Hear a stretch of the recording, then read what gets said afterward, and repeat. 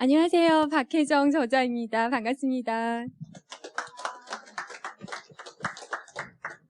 네, 우선 먼 길 와주셔서 너무 감사드리고요. 너무너무 반갑습니다. 처음으로 만난 독자들이시거든요. 그래서 정말 너무 어젯밤부터 너무 떨려가지고요. 오늘 잘할 수 있을지 걱정되는데 많이 도와주실 거죠? 예. 감사합니다. 오늘 저희 제목은요, 그럴싸하게 한번 붙여봤어요. 특명, 은행거래 고수가 되라. 여기 힘들게 오셨는데 제가 좀 알찬 시간 드릴 수 있었으면 좋겠고, 가실 때는 은행거래에 조금 자신감이 생기고, 내가 그동안 약간 헷갈렸었던 부분들을 많이 좀 시원하게 풀 수 있는 시간이 되었으면 좋겠습니다. 그럼 강의 시작해 볼까요? 준비되셨나요? 은행거래가 되실 준비가? 네, 시작해 보겠습니다. 제가 책을 냈잖아요. 4년차 은행원이잖아요. 근데 4년차 은행원이 책을 냈다 그러니까 주변에서 아니 뭐 은행 4년 다녀가고 뭐 나오겠어? 이런 얘기를 많이 들었어요. 근데 제 생각에도요. 제가 4년만 은행을 다녔다면 이런 책을 못 냈을 것 같아요. 근데 저에게는 특별한 돈의 경험이 있었거든요. 저는 첫 번째 돈의 경험이요. 빚이었어요. 부자였으면 참 좋았을 텐데 저 단어가요. 근데 뭐 아무튼 제가 고등학교 때 집이 상가로 건축을 했는데 그러면서 이제 몇 억을 은행에서 대출을 받았거든요. 근데 IMF가 터진 거예요. 그러니까 갑자기 이자율이 높아지고 경기가 안 좋다 보니까 빚이 굉장히 커졌어요. 결국엔 부모님께서 몇 년 동안 월급 받으신 것의 대부분을 거의 이자 갚는 데만 쓰셨는데 빚이 줄지 않더라고요. 이상하다 생각했어요. 저는 그때. 아니 이렇게 막 몇백만 원씩 갚는데 왜 빚이 안 줄어? 그럼 이것을 왜 하고 있는 거야? 그랬었거든요. 근데 그런 생활을 몇 년을 하고 결국엔 집이 넘어가는 상황이 됐었어요. 그때 저는 돈을 알고 싶다. 돈이 뭐길래 이렇게 우리 가족을 힘들게 하지? 이런 생각을 고등학교 때부터 했던 것 같아요. 그래서 저는 돈에 굉장히 집착하던 옆에서 봤을 때 그런 학생이었어요. 책은 돈, 부자, 재테크, 성공 이런 말만 들어간 책만 읽었어요. 딴 책, 막 소설 읽을 시간이 없었어요. 그 시간에 빨리 부자 되는 방법을 책을 알고 싶었거든요. 그래서 책을 고등학교 때부터 그런 책만 읽다가 사업가의 꿈을 갖게 되고 중국어를 배워야겠다 해서 중국을 가서 금융을 공부하게 됐는데요. 제가 결심은 정말 이거였어요. 저희 부모님이 돈의 노예였다는 생각이 들었어요. 누굴 위해 그렇게 열심히 일을 하시는지 몰랐어요. 근데 빚이 안 주잖아요. 이자만 계속 갖고 있고. 이상하다. 나는 저렇게는 안 살아야겠다. 돈이 뭔지 알아야겠다. 저는 돈의 주인이 되기로 결심을 했습니다. 우선 그때는 정말 너무 깜깜했었어요. 뭘 잡아야 될지도 모르겠고 어떻게 공부를 해야 될지도 모르겠고 내가 이런 책을 읽다 보면 부자가 될 수 있을지도 모르겠고 그랬는데 그렇게 하다가 결국 이제 사업가가 되면 직장인보단 돈을 많이 벌겠지. 이런 생각으로 제가 이제 금융을 공부하고 은행을 들어갔잖아요. 은행을 들어간 것도요. 사실 은행이 딱 생각하기에 재테크가 가장 쉬운 곳이라고 생각이 들었어요. 마음 편하게 일하면서 재테크할 수 있잖아요. 그리고 은행이 연봉이 높잖아요. 이건 환상적인 곳이다. 내가 가기에는. 그리고 또 제가 다른 은행이면 안 갔을 텐데 제가 기업은행 다녔거든요. 기업은행은 사업가한테 뭐 대출 같은 게 많잖아요. 그래서 여기 들어가면 내가 나중에 사업할 때 도움이 될 수 있겠다. 이런 마음으로 제가 은행을 들어갔어요. 첫 번째 정말 은행은 저 개인적으로 사업이랑 돈을 모을 수 있고 연봉이 높고 재테크하기 쉬운 공간이라서 은행을 들어갔는데요. 아마 제가 은행을 안 들어갔으면 부모님을 원망하는 마음은 계속 갖고 있었을 것 같아요. 전데요.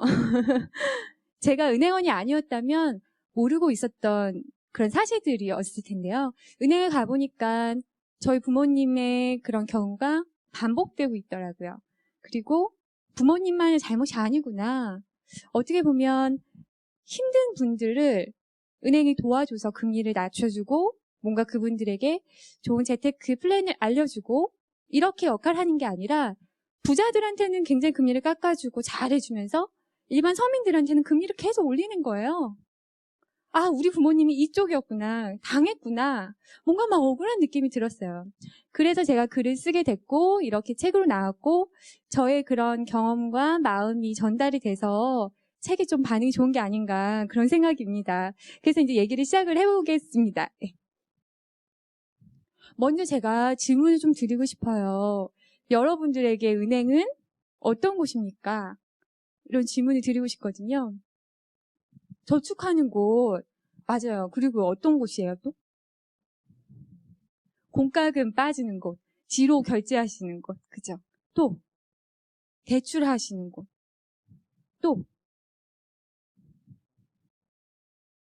다 나온 것 같아요. 그죠?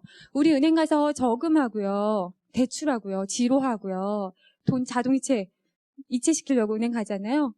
저도 그런 것밖에 생각을 안 했었어요. 은행을 거래하고 이용하고 뭐 내가 할 일이 있으니까 가는 거지 은행이 나한테 뭐 도움을 줄 수 있으리라는 생각을 애초에 한 적이 없었거든요. 그리고 은행에 왜 오래 머물고 싶지 않잖아요, 우리. 시간 아까우니까 빨리 처리하고 빨리 은행을 나왔으면 좋겠거든요. 그죠? 그리고 그 거래조차도 없애려고 인터넷 뱅킹에 가입을 한다거나 ATM을 이용해서 창구에서 시간을 보내는 것까지도 아끼려고 하잖아요, 우리는요. 그런 곳이 여러분들에게 은행인 거 맞죠? 그죠? 저도 그랬거든요. 근데 은행 거래 고수가 있더라고요. 그 전에요. 네, 요거 제가 말씀드리려고 그래요. 모든 재테크는 은행에서 시작된다. 라고 말씀을 드려도 과언이 아닌 것 같아요. 가끔 제가 재테크 은행에서 시작되니까 은행 알아야 된다고 말씀드리면 나는 재테크 부동산으로 하는데? 이러신 분 있을 수 있잖아요. 그죠? 근데 그분 대출 어디서 받나요? 은행에서 받잖아요. 그죠? 은행 잘 알아야 되겠죠. 대출 잘 받으려면. 그리고 나는 주식으로 재테크 하는데 하시는 분들 주식 투자할 돈을 어디서 모으나요? 은행이잖아요. 주식 하나씩 사시면서 돈 모으지 않으실 거 아니에요. 결국에는 모든 재테크는 은행에서 시작된다고 말씀을 드리는 거는 과언은 아닌 것 같아요. 동의하시나요? 그죠? 그렇기 때문에 모든 재테크의 기본인 은행을 알아야 된다고 말씀드리고 싶어요. 은행을 왜 알아야 되냐면요. 아는 사람에게만 친절하거든요. 은행은요, 오시는 까다로운 고객님, 그리고 요것저것 체크하시는 고객들한테 저희가 잘해드려요.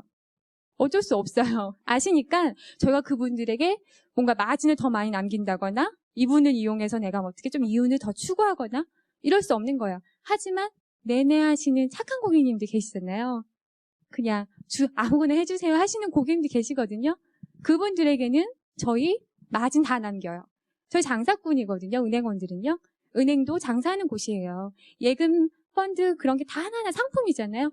장사하는 거랑 똑같이 내가 얼마나 마진을 붙여서 파냐. 깐깐하고 깎아달라고 졸리는 고객들은 깎아주는 거고요. 착하고 그냥 다 주는 대로 사는 고객. 그냥 다 마진 붙여 팔아야 되잖아요. 그렇기 때문에 아는 사람에게만 친절하기 때문에 우리는 은행을 알아야 되거든요. 그리고 당당하게 요구할 수 있어요. 은행을 모르면 우선 은행이 이게 상품이고 마진이 얼만큼 있으니까 내가 조금 깎을 수 있다는 그 생각 자체를 모르면 깎을 수 없을 거 아니에요. 은행을 알아야지 나의 요구사항을 더 쉽게 관찰할 수 있고 자신 있게 딱 깎아줘. 뭐 어떻게 해. 이런 요구사항을 말씀을 드릴 수 있을 것 같아요. 그러면은 제가 또 하나 질문 드리려고 하는데요. 여러분이 생각하는 재테크 고수는 뭔가요?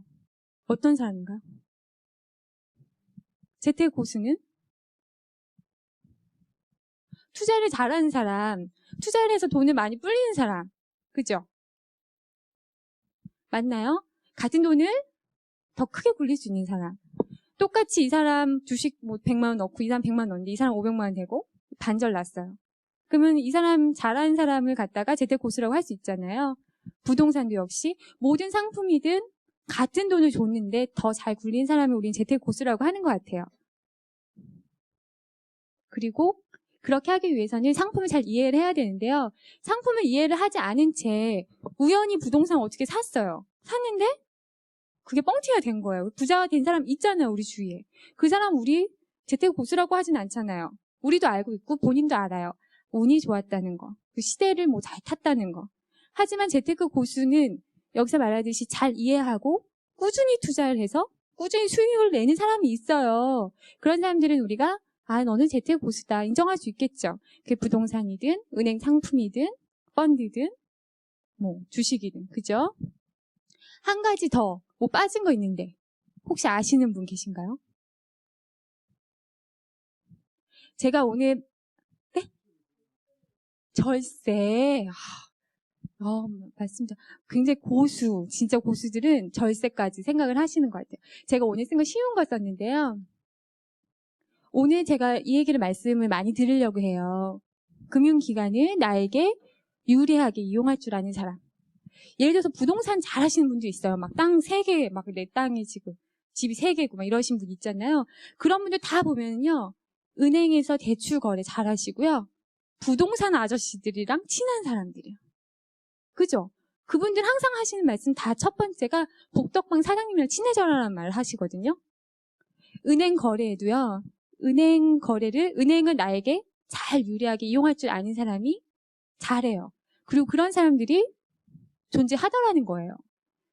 은행에서 보고 처음 알았어요. 아, 은행을 이렇게 이용하는 사람들이 있구나. 그리고 재테크 고수들은 거의 10중 8구 은행 거래에 고수다는 거예요. 그래서 제가 그럼 예를 한번 쉽게 설명을 드려볼까 해요.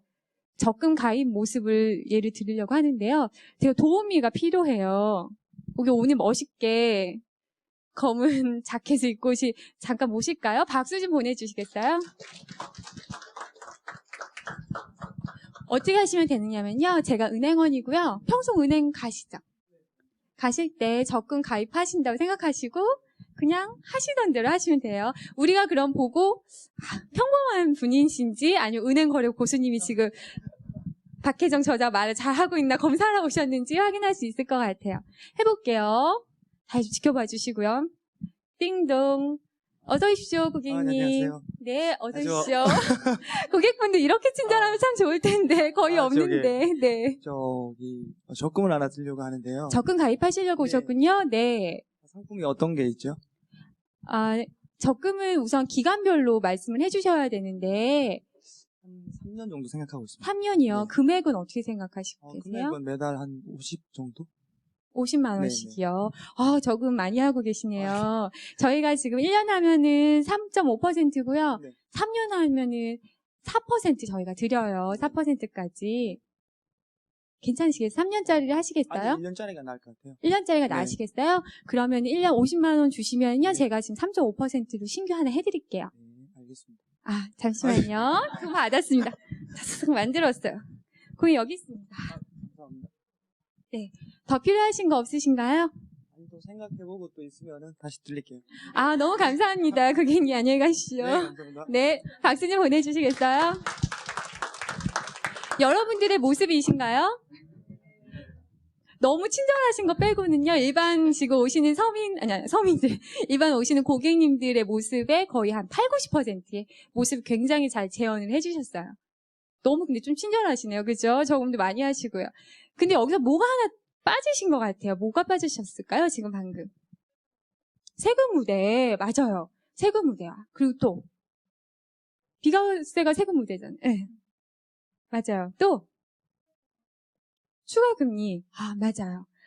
한 번만 다시 모셔보겠습니다. 박수 좀 보내주세요.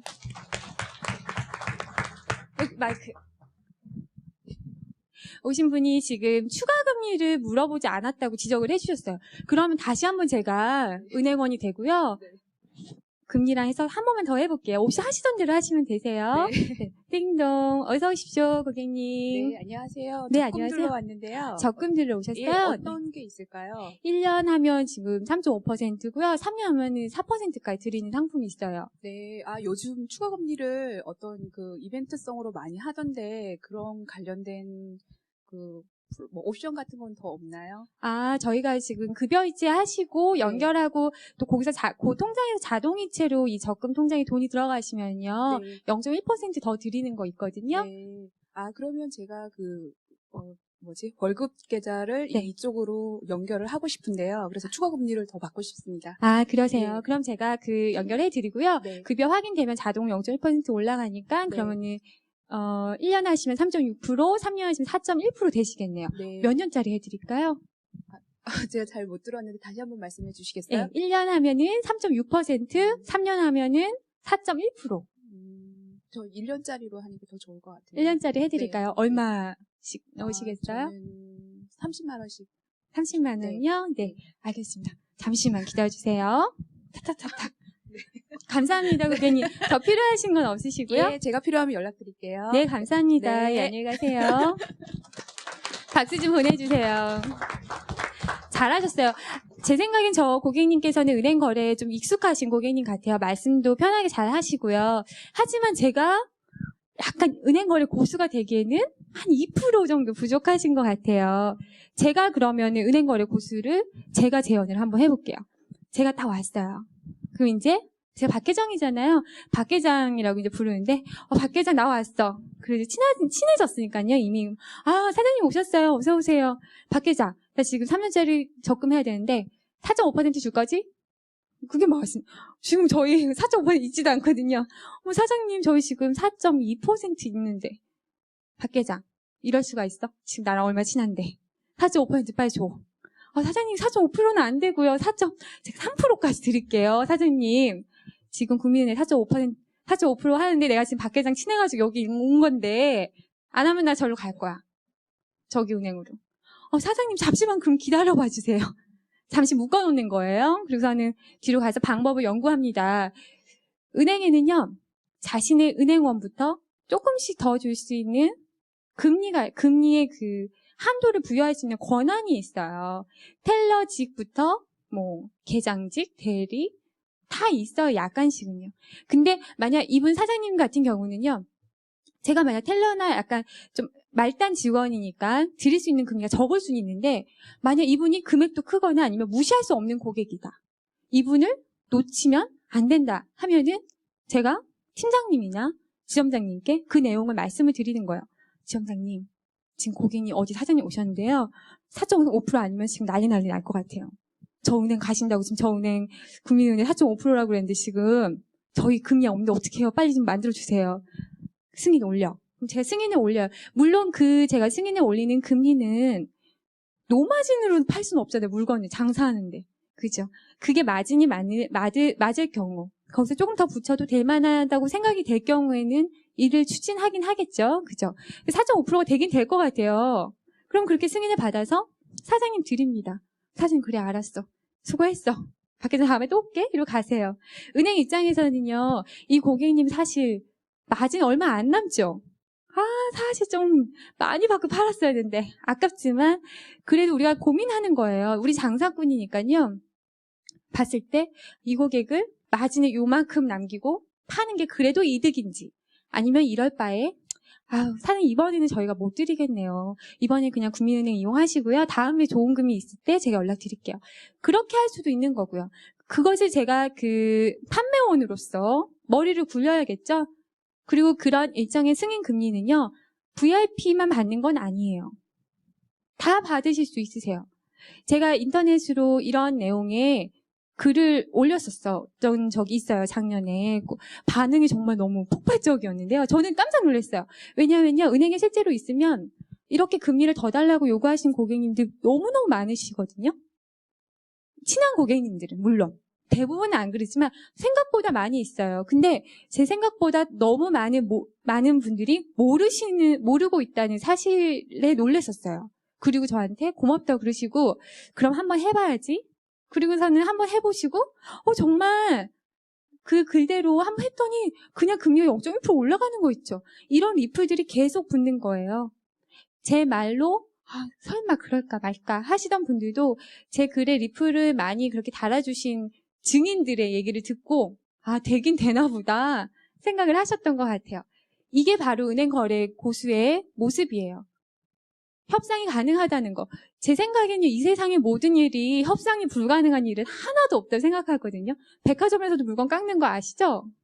그죠? 은행도 상품이고 마진율이 다 있는 거기 때문에 다 깎으실 수 있으세요. 그래서 제가 정리를 한번 해드릴게요. 사실 세금 우대는요. 다 아시는 내용이실 것 같아요. 그죠? 많은 책에서도 이미 나왔던 내용들이고요. 간단히 정리만 해서 넘어가도록 할게요. 세금 우대 있잖아요. 우리 그냥 세금 우대 안 받고 했을 경우에는 이자에 15.4% 뛰잖아요. 굉장히 금리에 한 1% 정도 영향을 주는 높은 세금률이거든요. 근데 세금 우대를 각자 이제 한 사람들 1,000만 원씩 세금 우대를 할 수 있어요. 그렇게 하면 9.5%로 줄어드니까 항상 적금이나 예금 가입하실 때는 자신의 세금 우대 한도인 1,000만 원을 먼저 소진하셔야 한다는 거. 그리고 제가 지금 제1금융권에 은행원으로 재직을 했었지만 실제로 제가 상호저축은행에 통장이 있었어요.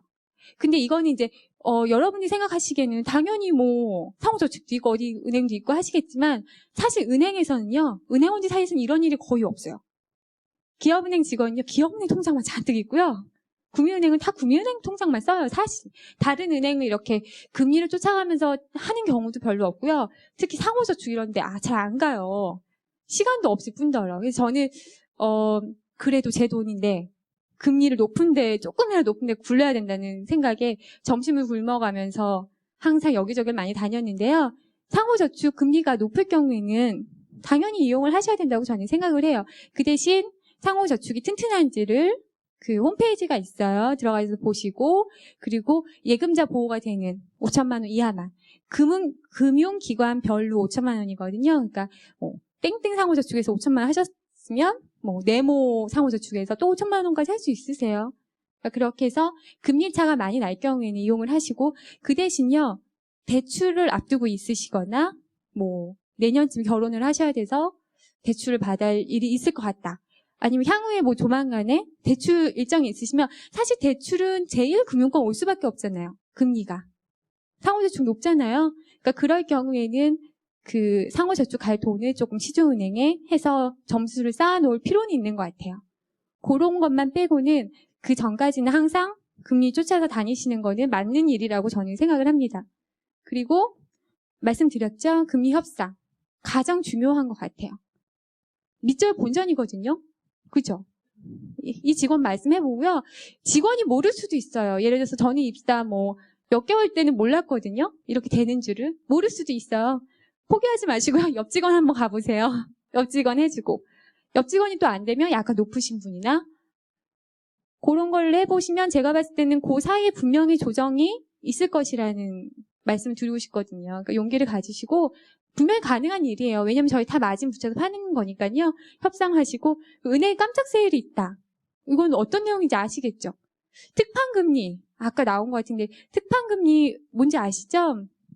은행 지나다 보면 막 이렇게 현수막에 뭐 이번에 몇 월부터 며칠까지 한도 소진 시까지 특별 금리가 드리겠다. 이런 광고 붙어 있잖아요. 그것만 봐도 우리가 알 수 있어요. 금리가 막 지 맘대로 변하는구나. 알 수 있겠죠. 자기네가 마음대로 그냥 딱딱 세일 해주잖아요. 그거는 이제 뭐 지점 사정이나 은행 사정이 있어서 그런 걸 수도 있는데요. 그런 거를 이용하신다면 뭐 남자분이 약간 이렇게 금리 더 달라고 말씀드리기 좀 민망하실 수 있잖아요. 그런 분들은 특판금리 이용하시면 여기에서 우리가 벌써 은행에서 이미 말씀을 드리기도 전에 마진폭을 줄여놨기 때문에 그런 건 이용하시면 별로 말씀 안 드려도 높은 금리로 가져가실 수 있으실 것 같아요. 특판금리는 뭐 은행 홈페이지를 보시거나 신문이나 뭐 모네타 같은 재테크 포털 사이트나 그런 데 참조해 보시면 되고요. 아니면은 은행원을 하나 좀 알아두셔가지고요. 박 회장, 특판금리 나오면 나한테 꼭 잊지 말고 문자 줘. 이렇게 말씀하시면요. 정말 간단하게 저희가 다 저장을 해놓거든요. 이 고객님 VIP라서 저장하는 건 아니에요. 이 고객님 특판금리 연락 달라고 했으니까 드려야 된다는 거를 제가 그 알람처럼 등록하는 게 다 있어요. 고객 관리하는 게. 그거는 저희한테도 좋아요. 왜냐하면 그분이 제가 문자를 드려가지고 특판금리 때 오셔서 저한테 예금이나 적금하셨다. 그럼 저한테 좋은 거겠죠. 그렇기 때문에 그런 거를 막 귀찮게 한다 생각하실 필요는 없으세요. 은행원한테 연락 좀 줘. 나한테 관심 좀 가져줘. 너 나한테 관심 가져주면 나 너한테 열심히 적금 붓게. 서로 윈윈이에요. 그렇기 때문에 귀찮게 하셔도 돼요. 그리고 그렇게 조금씩 고객 입장에서 말을 한마디만 더 해주시면 은행원 입장에서는 훨씬 더 빨리 가깝게 고객에게 다가갈 수 있어요. 우리 은행원은요. 항상 고객들이랑 좀 친해졌으면 좋겠거든요. 사실은. 그래야 저도 업무할 때 편하고 혹시나 제가 뭐 실수를 할 때도 저도 또 편한 거고. 사람 일이니까요. 그런데 제가 다가서도 어색하게 계속 막 이렇게 벽을 쌓는 분. 은행 고객님이 딱 오셨는데 벽이 이렇게 딱 있는 분이 계세요. 어머, 고객님 오늘 뭐 옷이 예쁘십니다. 말씀드렸는데, 아, 네. 이러신 분이 있어요. 그러면 제가 다음 말씀 못 드리잖아요. 이럴 때 고객님이 한 요만큼만 움직여주시면 금방 가까우시거든요. 처음에는 아마 어색할 수도 있겠지만, 뭐, 사탕을 그냥 말씀하시기 그러면 사탕을 슬쩍 놓고 가신다거나. 그럼 은행원들 그거 기억 안 할까요? 사탕이 맛있어서 기억하는 게 아니라, 아, 저분이 그래도 나를 위해서 뭔가 사탕을 놓고 가셨구나. 다음엔 왠지 친근한 느낌이 들어서, 고객님 사탕 잘 먹었습니다. 다음번에. 그럴 수 있어요. 그러니까 그것을 행동을 하시면요. 그 혜택은 다 본인에게 들어오니까 친해질 필요는 있으신 것 같아요. 네. 그리고 제가 이제 급여통장에 대해서 말씀드릴 건데요. 제가 저축과 오늘은 급여통장과 그리고 대출 부분, 그렇게 해서 거래 요령을 간단하게 설명을 드려보려고 해요. 급여통장은 뭔가요? 너무 쉬운 질문인가요? 급여 들어가는 통장이죠. 또 뭐 하나 빠졌는데. 네. 많은 분들이 어떤 고객님 이런 분이 있어요. 은행에 딱 왔는데 막 화를 내시는 거예요. 벌써 막 분위기가 민원 고객님들은요. 불길이 뒤에서 막 보여요. 그러면 그런 고객님 오시면요. 저희 은행원도 어떻게 하는지 알아요? 눈 깔아요. 이렇게. 또 아무 야, 네가 받아. 빨리 네가 받아. 어린 직원이야. 네가 빨리 이렇게 처리해. 그래서 막 도망가고. 분위기가 확 느껴져요. 뭔가 이렇게 스트레스 가득 있다는 거. 하지만 저희 이제 민원 다 처리해야 되잖아요. 고객님 오셨어요. 박 회장, 지금 급여가 내가 지금 다 들어왔는데요. 왜 수수료 혜택이 못 받고 수수료 맨날 빠져나가는 거예요? 도대체 어떻게 된 거예요? 막 이렇게 소리 질러요. 보시면요. 급여는 잘 들어가고 있는데요. 급여 통장이 아닌 거예요. 이해하시나요? 많은 분들이요. 급여가 들어가면 그게 급여 통장인 줄 아세요. 은행 입장에서는요. 그게 아니라요. 급여가 들어왔을 때 혜택을 부여한 통장을 급여 통장이라고 하는 거예요. 저는 이제 은행 들어가기 전엔 입출식 통장, 적금 통장, 뭐 예금 통장, 펀드 뭐 이렇게 있는 줄 알았는데요. 입출식 통장 제가 은행원으로 일하면서 보니까 입출식 통장만 종류가 한 10개가 넘어요. 입출식만 별의별 이름이 쫙 돼 있고요. 적금도 뭐 너무너무 많아요, 상품이. 거기에 하나가 급여 통장이라는 거예요.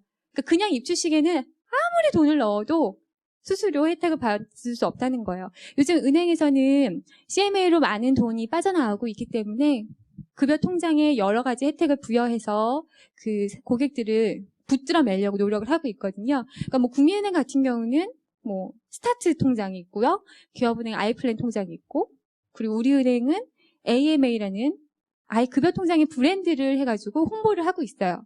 자기 통장이 급여가 들어오고 있는데 혜택을 못 받고 있다. 이상하다 하시는 분들은 이게 실제 급여 통장이 맞는지 그거를 은행에서 잠깐 확인하시면 돼요. 그러면 만약 아닐 수 있잖아요. 아니면 통장 새로 바꿀 필요도 없고 거기 뒤에 컴퓨터로 드드드득 다시 부과를 해주면 전환을 시켜드리면 되거든요.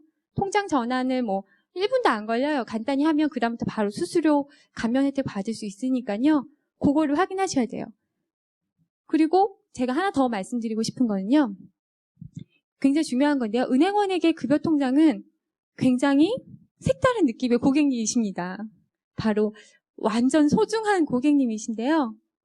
많은 분들이 이제 급여 통장과 함께 재테크가 시작된다고 해도 과언이 아니잖아요.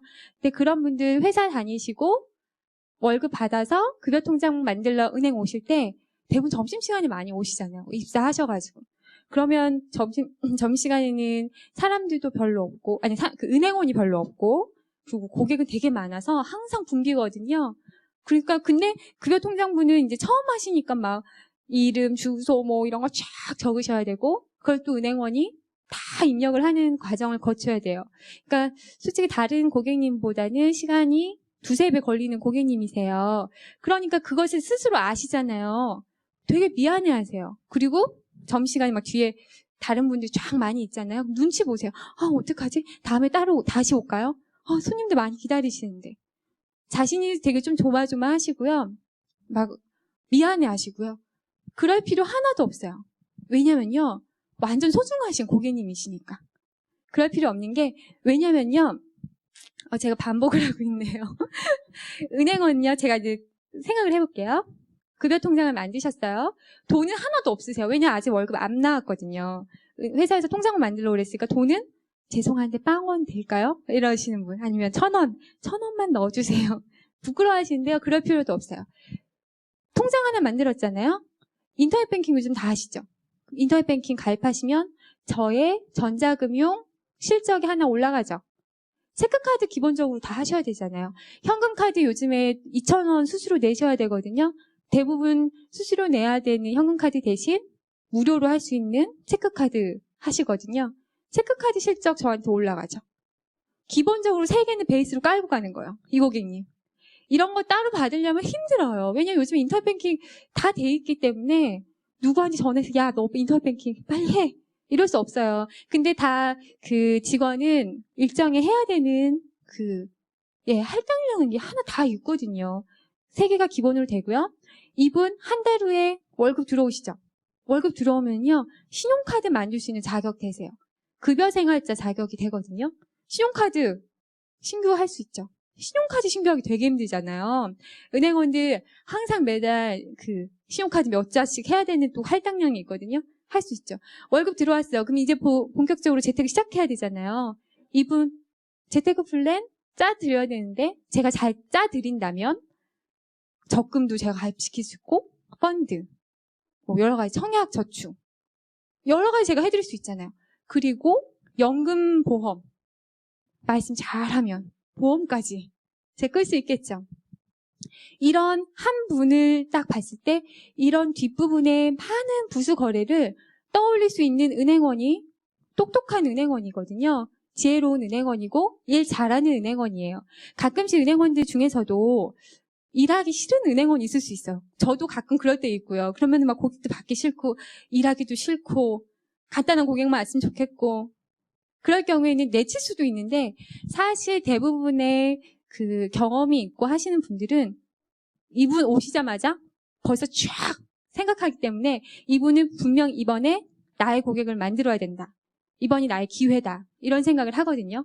저 같은 경우는 요때는 사실 이름도 처음 등록하고 하면서 말씀도 많이 나눌 수 있는 시간이기 때문에 오히려 친하게 내 고객으로 만들 수 있는 가능성이 커요. 그래서, 고객님, 입사 축하드립니다. 요즘에 회사 들어가기 힘들다는데, 너무 좋으시겠어요. 축하드려요. 재테크는 아세요? 제가 도와드릴게요. 다음 달에도 저한테 오실 거죠? 이렇게 말씀할 수 있고. 그리고요, 인터넷 뱅킹 이런 거 다 해드릴 테니까요. 하시다가 불편하신 거 저한테 언제든지 전화 주세요. 제가 전화로 다 설명해 드릴게요. 제가 이렇게 오바를 하면서 말씀을 드리잖아요. 고객님 그러면 처음에 어색하고 은행 거래 이제 시작하시니까 어색하고 한데 은행원이 이렇게 친절하게 해주세요. 다음 달에 저한테 찾아오겠죠? 오시겠죠? 그죠? 지혜롭고 똑똑한 은행원은 이렇게 하거든요. 그러니까 오히려 거꾸로 말해서 고객님들은 급여통장을 만들 때 돈이 1,000원밖에 없지만 훗날은 나는 돈 많이 벌 거 아니에요. 월급 들어올 거잖아요. 그런 거를 미리 생각을 해서 어깨 피시고 궁금한 거 다 물어보는 거예요. 돈은 1,000원이지만 펀드는 어느 게 좋아요? 금리 요즘 어때요? 대출금리는 어때요? 대출은 언제 받을 수 있어요? 그동안에 궁금했던 거 다 물어봐도 당연히 지혜로운 은행원이라면 친절하게 대답을 해줄 거라는 소리예요. 네. 그래서 전자금융, 카드, 예금, 펀드, 보험을 연속적으로 가입시킬 수 있는 많은 가능성을 지닌 고객입니다. 이때 가장 떳떳하고 당당하게 요구할 수 있겠죠? 물론 나중에 돈을 뭉탱이를 들고 와서 나 돈 갖고 왔는데 이거 어떻게 할까? 이래도 자연히 친절해지겠죠, 은행원들. 하지만 이때는 돈이 없어도 충분히 가능한 시기예요. 그러니까 뒤에 고객이 30명이 있든 50명이 있든 신경 쓰지 마시고 당당하게 해도 되니까 자신이 파워가 있음을 아시고 이와 이때 이용을 많이 하시면 좋을 것 같아요. 네, 제가 이제 대출을 설명을 드리려고 그래요. 대출 관심 많으시죠? 대출은 정말 제가 드릴 말씀이 너무 많아요. 제 개인적인 경험도 워낙에 많은데다가 책을 쓴 것도 어떻게 보면 저의 그런 감사한 빚에 대한 경험 때문에 쓰게 돼가지고 이렇게 온 것이기 때문에 대출 얘기를 좀 길게 해드릴게요. 우선은 대출을 제가 대출에 대해서 제 생각을 좀 말씀드릴 거고요. 그리고 마이너스 통장에 대해서 오늘 얘기를 해보려고 그래요. 오늘 주택담보대출 얘기는 없을 것 같은데 질문이 있으시면 제가 대답을 드릴게요. 그리고 제가 말씀을 드리는 은행거래 고수들의 대출의 기술은 무엇이 있을까? 그걸 한번 볼게요. 네. 은행거래 고수의 대출은 또 달라요. 어떻게 다를까요? 조금 되시죠? 그죠? 학습의 효과로 아까 했으니까 은행거래 고수는요, 원하는 시기에 원하는 금액을 자신이 원하는 금리로 빌려서 굴려서 이득을 얻은 후에 갚아버립니다. 대단하죠? 이러면 참 좋을 텐데요. 그러면 일반 고객은 어떨까요? 아까 제가 민원 고객들 저쪽부터 포스가 남다르다고 그랬잖아요. 대출하러 오시는 분들도 느낌이 벌써 옵니다. 저쪽에서. 신용대출 있잖아요. 뭔가 저쪽에서 느낌이 벌써 다른데 어떻게 다르냐면요. 뭔가 쭈삣쭈삣하시고 뭔가 어려워하시고 그러세요. 쭈삣쭈삣 고객님 이쪽으로 오세요. 아니 좀 잠시만요. 아니요 됐어요. 이렇게 그러시는 분들도 많고요. 느낌이 벌써 있어요. 그럼 오세요. 그래서 제가 도와드리겠습니다 해서 받았어요. 고객님 무엇을 도와드릴까요? 저기 마이너스 통장 하나 만들려고 하는데요. 아 그러세요. 제가 그럼 이거 대출 용지 써주세요 하고 드리면 아니 대출 말고요. 마이너스 통장 하나 해드리면 그러시는 분도 있으세요. 마이너스 통장이 대출인지도 모르시는 분들 되게 많은 것에 깜짝 놀랐고요. 웃으시지 마세요. 정말 많아요. 그런 분들도 많으시고요. 대출이 얼마나 무서운 건지도 모르시고 받으시는 분들 너무너무 많으세요. 벌써 마이너스 통장이 대출인지도 모르시니까 카드는 대출인 걸 아시죠? 아세요? 카드 역시 저는 대출로 보고 있어요. 어차피 다 남의 돈은 대출이잖아요. 일반 고객은 그렇게 쭈삣쭈삣하게 오셔가지고요.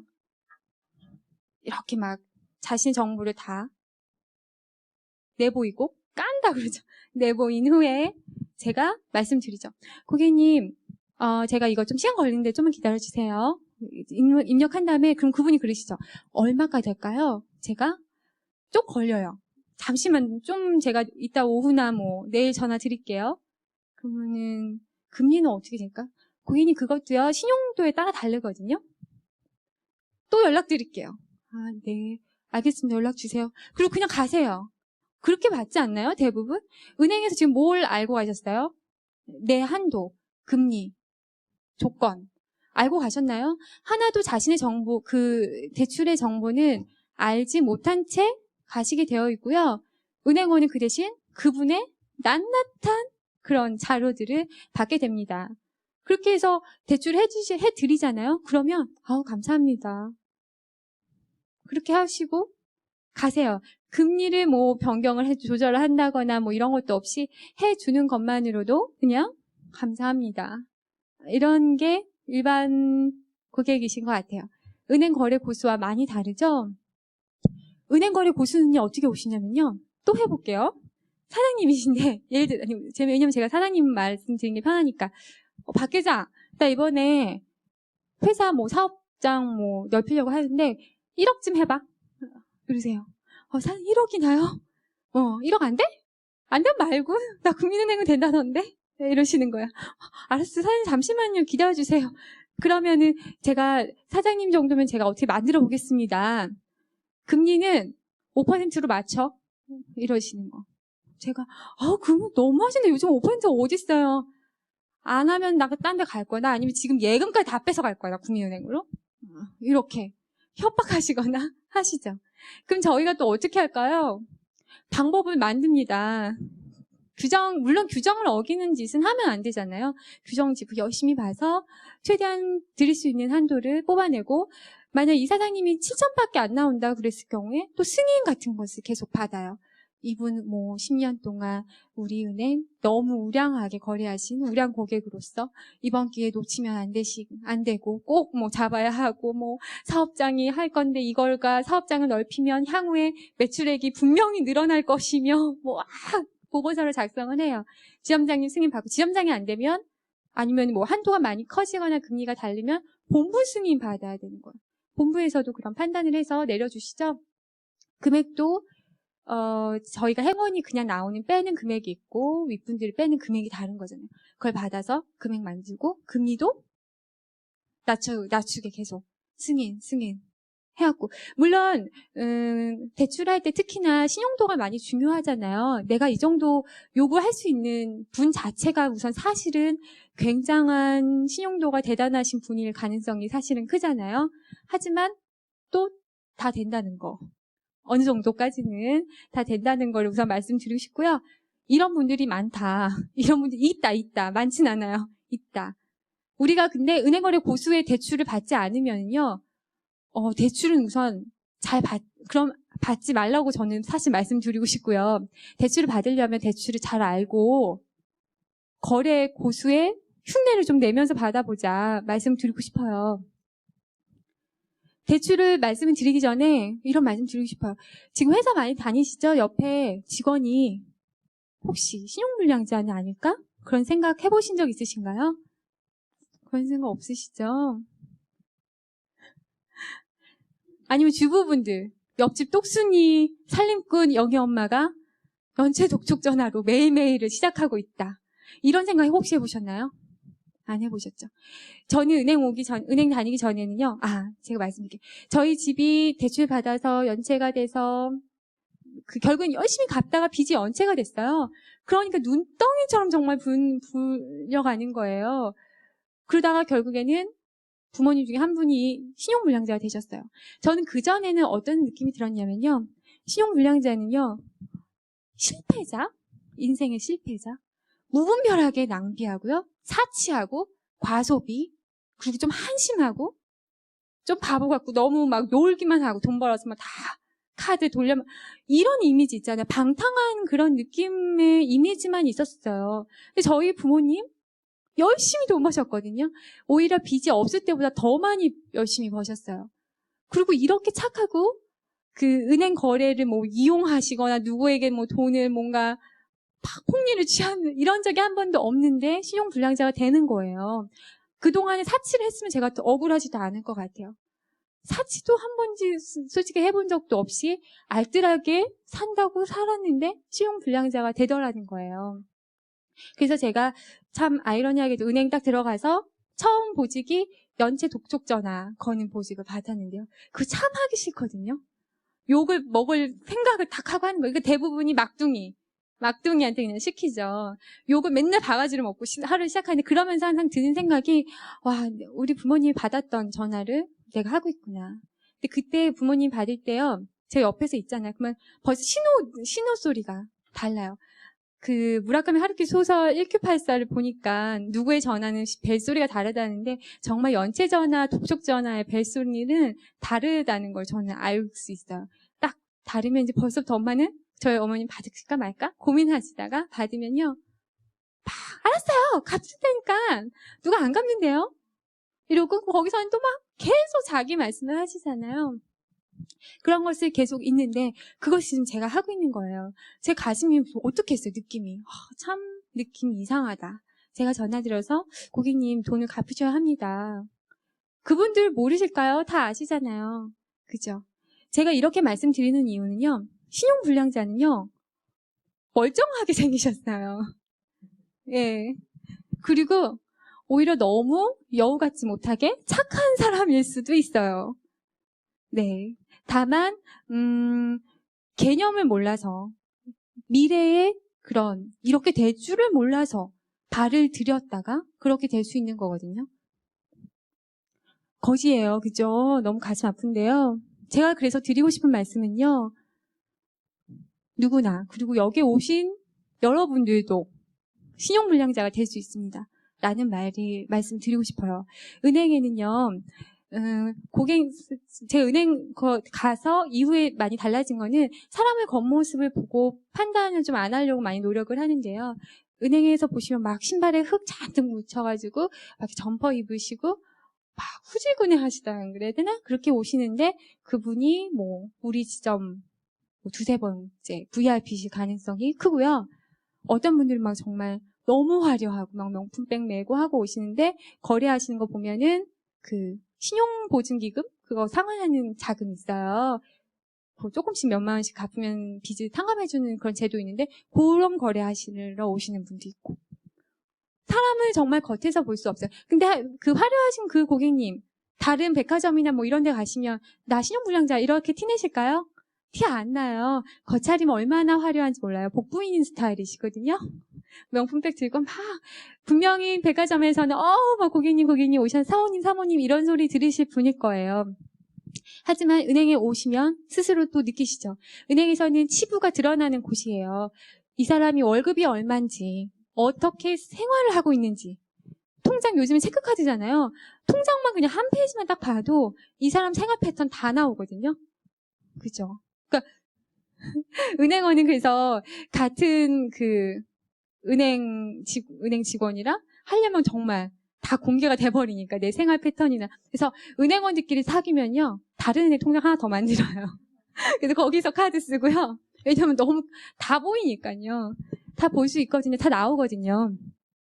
그만큼 신용불량자는요 너무 우리 주위의 모습이고요. 지금 내가 돈이 있다고 안심할 필요 없어요. 저희요 집 크게 짓고요 부자 된 줄 알았어요. 근데 아니잖아요. 나뿐만 아니라요. 제 주위의 모든 사람들이 저를 보고 부자라고 그랬어요. 와, 이렇게 큰 상가가 있으니까 너는 이제 부모님 일도 안 하셔도 월세만 받아먹고도 살 수 있겠다. 야, 니 부자다. 좋다. 저도 그런가? 생활은 아니거든요. 근데 사람들 말대로는 부자인 것 같아. 근데 저 생활은 너무너무 힘들어. 그런 생활이 반복됐었어요. 근데 보니까 결국에 아니었잖아요. 그래서 저는 이런 말씀을 정말 드리고 싶어요. 대출은요. 너무너무 무서운 거고요. 어떤 신용불량자, 지금 신용불량자들 뭐 1000명을 모아놓고 물어보면요. 당신이 신용불량자 되실 줄 아셨습니까? 예상한 사람 있을까요? 아무도 없어요. 제가 이 지경 될 줄 몰랐어요. 그런 말만 되풀이할 뿐일 거예요. 그러니까 대출을 받기 전에는요. 대출이 얼마나 무서운 것이고 대출이 무엇인지를 확실히 알고 시작을 하셔야 될 것 같아요. 그것을 말씀을 드린 후에 대출을 어떻게 받을 수 있고 요령이 있다 이런 거를 말씀을 드리고 싶어요. 네, 마이너스 통장이 굴레인데 마이너스 통장 사용하고 계시는 분 실례인가요? 전 쓰고 있는데요.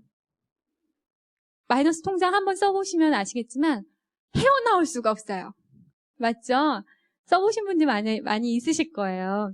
마이너스 통장이 그게 굴레인데요. 희한하게요. 평소보다 내가 더 많이 쓴 것 같진 않아요. 대출 받고 나서. 근데 대출 초기에는 왠지 막 여유가 막 한편으로 뭔가 든든한 게 있어요.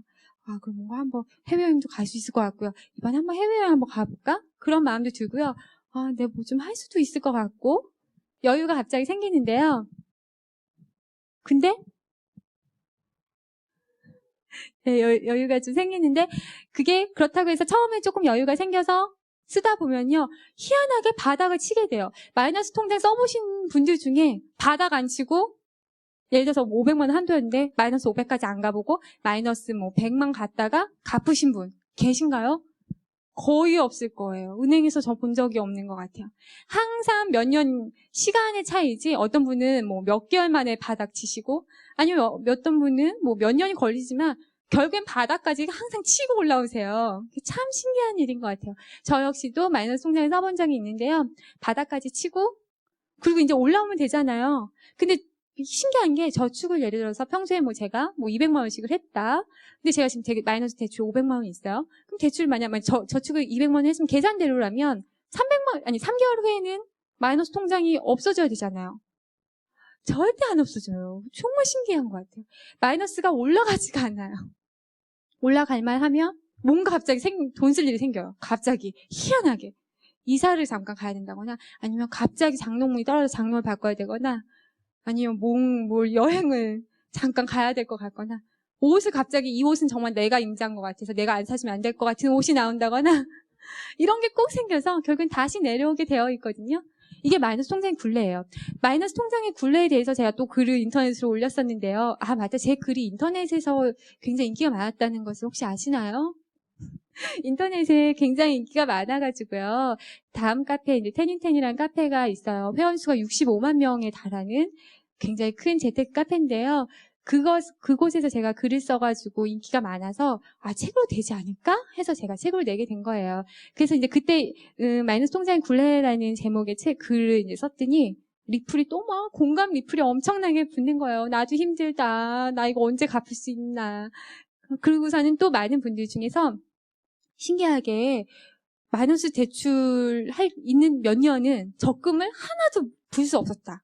저축을 빵을 했는데 마이너스 대출을 없애버리니까 진짜 이를 악물고 몇 년 동안 해서 없애니까 나는 달라진 거 없는데 특별히 저축한 것도 아닌데 저축이 생길 돈이 막 생기더라.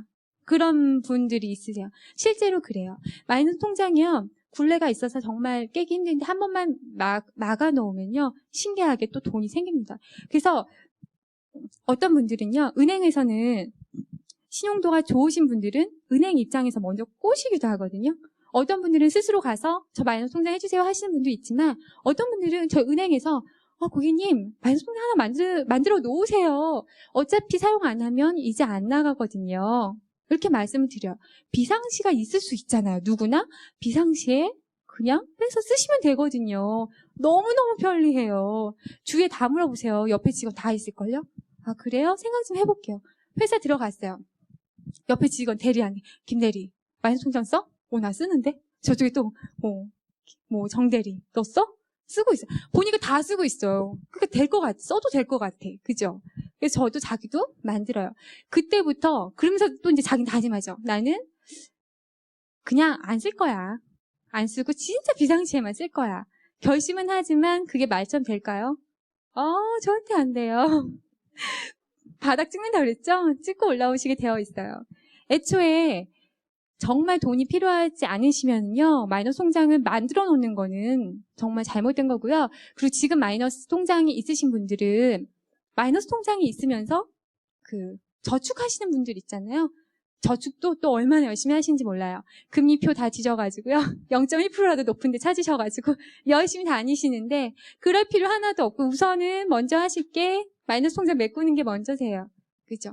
왜냐하면 아무리 높은 적금 금리를 쫓아다니셔도 마이너스 대출 금리보다 좋을 수가 없잖아요. 대출이니까요. 그죠?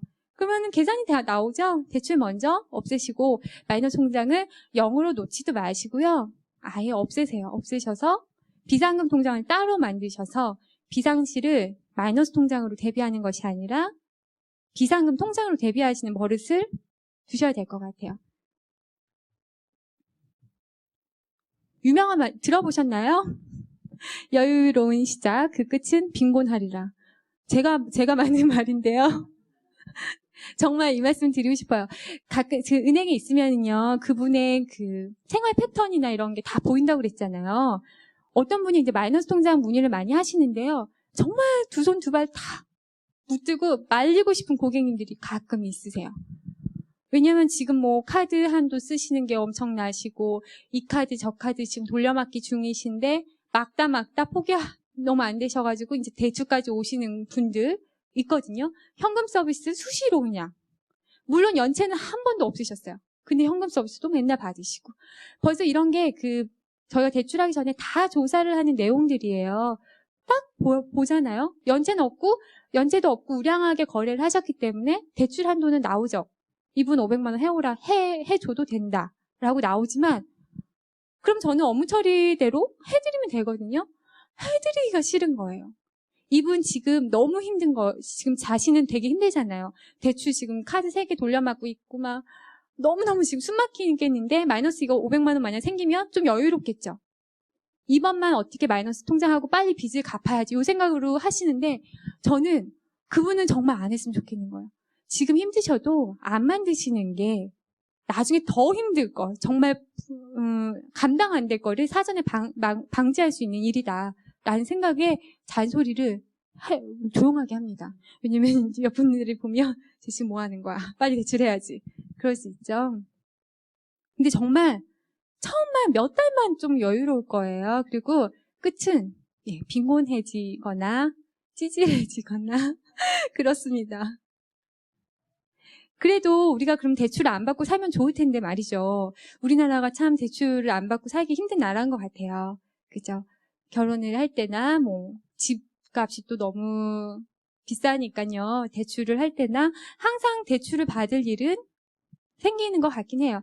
그렇기 때문에 이제 대출의 방법을 알 필요는 있잖아요. 대출의 무서움은 알고 시작하자고요. 그죠?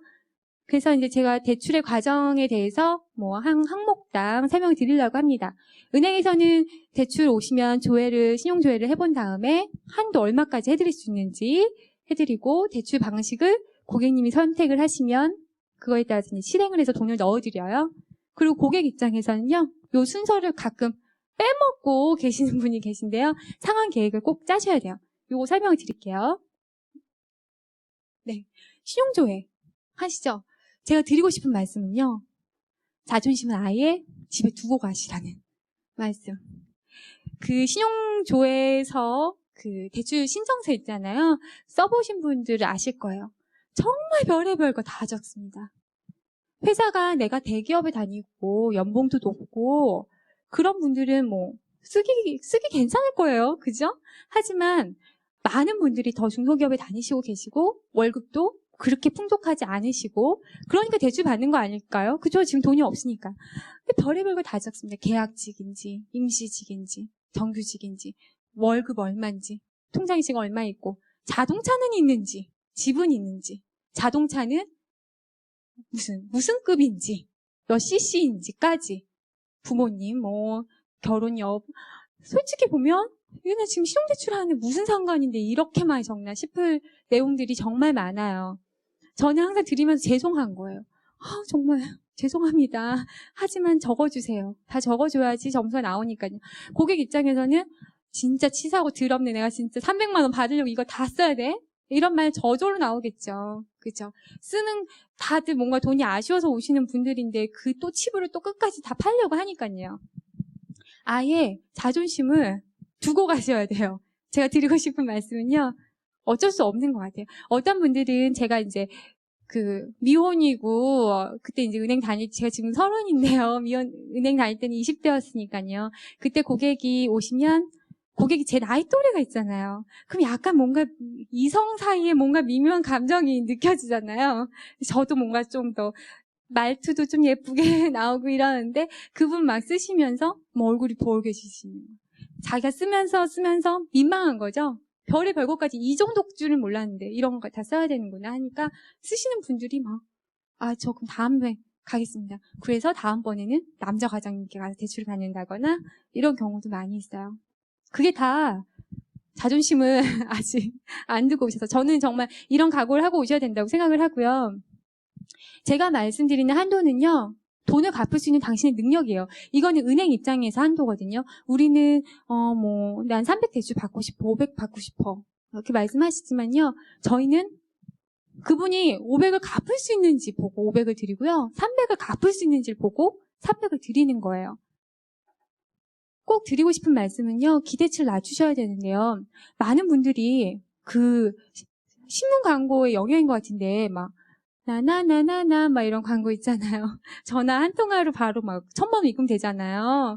그렇기 때문에 굉장히 1,000만 원 아니면 500만 원이 쉬운 금액이라고 생각을 하시는 것 같아요. 근데요. 웬만하면 1,000만 원 잘 안 나오고요. 대기업 안 다니시면 2,000만 원 저 잘 안 나와요. 1,000만 원, 2,000만 원이란 금액이요. 굉장히 큰 금액이에요. 은행에서는요. 신용 하나로만 받기에. 물론 주택담보나 다른 담보는 다르겠지만 대부분 300만 원, 500만 원, 1,000만 아니면 거래를 오래 하신 분들에 한해서 1,000만 원, 2,000만 원 나오고요. 저희 은행원들도 사실 몇 천 안 나오거든요. 근데 상당히 많이 실망을 하시는 분들이 많으신데요. 원래 굉장히 보수적으로 운영이 된다. 제1금융권은 그것을 아셔야 돼요. 대출 방식을 이제 고객님들이 선택을 하시잖아요. 한도가 아까 봤더니 이분은 500만 빌려도 될 것 같아. 아니면 그럴 경우도 있어요. 이분 딱 입력을 했는데요. 800만 원이 나왔다 쳐요. 800만 원 해줄 수 있다고 컴퓨터가 나왔어요. 근데 제 생각에 마음에 안 들어. 왜냐하면 현금 서비스도 자주 받고 있고요. 카드 개수도 많고요. 아니면 뭐 저축액이 좀 적거나 너무 다 월급 들어오는데 다 쓰신다거나 뭔가 이런 게 보이면요. 저희 내부에서 판단할 수도 있어요. 지점에서 아니면 뭐 제가 700만 원 컴퓨터 나왔기 때문에 700만 원을 올렸을 때도 팀장님께서 500만 원만 해드려. 이럴 수 있어요. 왜냐하면 연체 발생 가능성이 있다면 조절할 수 있겠죠? 우리 장사하는데 기껏 빌려줬는데 연체하면 안 되잖아요. 그런 보수적인 운영이 있기 때문에 한도치는 보수적으로 생각하시고 좀 기대치를 낮추셔서 제1금융권에 가셔야 되고요. 가셔서 이제 그 고객님들은 이제 선택을 하셔야 돼요. 개별 대출 마이너스 통장, 마이너스 대출인데요. 마이너스 통장이 제가 대출의 한 종류라고 그랬죠. 여기서 나오는 대출인데요. 개별 대출은 저희가 돈을 틱 다 드리는 거죠. 500만 원 대출 받으면 통장에 플러스 500만 원 찍히는 거고, 마이너스 통장은 0으로 변화는 없지만 마이너스 한도를 부여해줬기 때문에 마이너스 500까지 찍고 갈 수 있는 그런 통장을 말씀을 드리는 거고요. 금리는 마이너스 통장이 조금 더 높아요. 왜냐하면 편리하니까요. 그리고 500만 원 드렸다고 해서 고객님이 500만 원 안 쓸 수 있잖아요. 그럼 금리 안 나오거든요. 그러면 우리가 조금 쓸 때 조금 더 받을 수 있겠죠. 그런 약간 이제 상호적인 면이 있는 것 같아요. 그래서 사용은 편리한 대신 금리는 좀 높고, 그렇기 때문에 제가 추천을 드리자면 뭐 예를 들어서 지금 전세값이 뭐 1,000만 원이 올라서 이사를 해야 된다. 1,000만 원이 지금 딱 필요한데 월급이 뭐 200만 원이라서 뭐 1년이면 갚을 수 있을 것 같다. 확실히 매달 뭐 갚거나 이렇게 뭔가 쓰실 금액이 확실히 딱 1,000만 원, 뭐 500만 원 이렇게 있으신 분들, 아니 뭐 임플란트를 해야 되는데 500이 딱 드는데 갑자기 돈이 없을 경우, 이런 분들은 그것만 쓰고 말면 되잖아요. 임플란트만 딱 쓰고 딴 거 안 쓰실 거잖아요. 그런 분들은 금리가 좀 적은 개별 대출, 어차피 한 번에 빼서 써야 되니까 개별 대출로 받으시고, 마이너스 통장은 불규칙한 거. 내가 조만간 돈을 쓸 일이 있을 것 같은데 정확하지 않고 얼마인지 불정확하고, 그리고 지금 빨리 쓰는 게 아니라 뭐 한 3개월 후에 쓸 일이 생긴다거나, 뭐 매달 뭐 100만 원씩 100만 원, 100만 원, 100만 원 이렇게 써야 된다거나, 이럴 경우에는 안 쓰면 돈이 안 나오고 금액을 내가 조절해서 월급 들어오면 또 바로 넣어서 안 나오게도 할 수 있는 마이너스 통장을 권해드리고 싶어요. 대출은 그렇게 해서 선택을 하시면 되고요. 네. 이제는 제가 대출의 기술을 말씀을 드리려고 해요. 여기 먼저 해야겠네. 네. 신용조회 가끔씩 자신의 신용이 궁금하시다며, 박 회장님 저 신용 몇 등급이에요? 조회 좀 해주실래요? 하시는 분들이 있으시거든요. 근데 그 의미가 있을까요? 의미 없어요. 그죠? 왜냐하면 저희는 저희 은행에서의 신용 점수만 나올 수 있거든요. 그럼 예를 들어서 저희 은행에서 뭐 등급이 뭐 다 다르겠지만, 예를 들어서 뭐 점수로 한다고 치면 70점 나왔어요. 그러면 70점이면 양호하십니다. 제가 말씀드렸다고 쳐요. 그러면은 저희 은행에서는 70점이라서 뭐 대출 한도가 500만 원이 나올 수도 있고 한데, 그분이 국민은행 가셨어요. 국민은행 가시면 거래 안 했으면은 뭐 30점 나올 수도 있잖아요. 그분 같은 분이죠. 같은 사람인데도 계속 달라질 수 있는 거거든요. 은행에 따라서 점수 달라지는 거니까. 근데 아예 전체 신용 등급을 조회하는 그런 기관이 또 있다고 들었어요. 그곳에 가면 자신의 신용 조회를 할 수 있다고 들었는데, 그것 또한 의미가 있을까요? 없죠. 왜냐하면 신용 조회해서 내가 등급을 알려는 이유는 뭘까요? 돈 빌리려고. 내가 얼마 나올까? 그게 괜히 궁금한 거예요. 그죠? 괜히 지금 이 정도 내가 열심히 거래했는데 얼마 나올까? 이런 게 궁금하기 때문에 전체를 보는 건데, 만약 전체 등급에 가서 뭐 70점 나왔어요, 양호로. 그럼 그거 들고 기업은행 가서 저 70점 나왔는데 대출해주세요. 이렇게 하면은 저희가 해줄까요? 또 아니잖아요. 일절 상관이 없는 거예요. 신용조회는 대출을 받을 그 은행을 가서 딱 받으면 되는데요. 그럼 대출로 따져보면 금리가 가장 유리한 데가 어디예요? 네, 주거래은행이자 제1금융권이잖아요. 제1금융권 가서 대출 일부러 받으시는 분 없으시죠? 그죠? 그럼 제1금융권에 가셔서 조회를 하시는 게 맞는 순서겠죠. 제1금융권을 가셨는데 한도가 안 나오신 분 있을 수 있어요. 뭐 한두 군데 가셨는데 안 나온다. 그러면 이제 제2금융권. 거기도 안 되는데 정말 큰일 난다. 그래서야 정말 광고하는 그런 데를 어쩔 수 없는 상황에선 갈 수밖에 없겠죠. 거꾸로 이동하시면 안 된다는 거예요. 그리고 혼자 인터넷으로 막 조회하시는 분도 있어요. 왜냐면 그런 사이트가 다 인터넷으로 조회 가능하게 되어 있거든요. 인터넷으로 막 맨날 궁금하셔갖고 하는데 절대 그거 하시면 저희 대출할 때 다 신용 조회 몇 번 했는지 나오거든요. 좋을 턱이 없고요. 제가 아까 얘기했잖아요. 알고 깐깐하고 똑똑하고 뭔가 내가 있어 보여요. 향후 가능성이 많이 있는 고객에게 우리가 은행원이 잘해줄 수밖에 없는데 조회를 딱 뽑아놨는데 벌써 신용조회 2번, 3번 있어요. 그럼 우리가 딱 무슨 생각하냐면요. 이 사람 뭔가 좀 돈이 많이 아쉽구나? 그런 생각. 내가 아니면 안 되겠구나. 우리가 해줘야지. 우리한테 못 받으면 딴 데서는 더 힘들겠구나? 뭐 그런 거. 왜냐면 자신이 없으니까 딴 데 여기저기 뭐 혼자 인터넷 한 거 아닐까요? 자신 있으면 은행 와가지고 박 회장님 나 500만 원 주세요. 이렇게 하면 되는데 그런 생각이 벌써 들겠죠. 그러면 우리가 그 협상을 할 때 잘해드릴까요? 유리하게? 왜냐면 우리가 벌써 정보를 알고 있는데.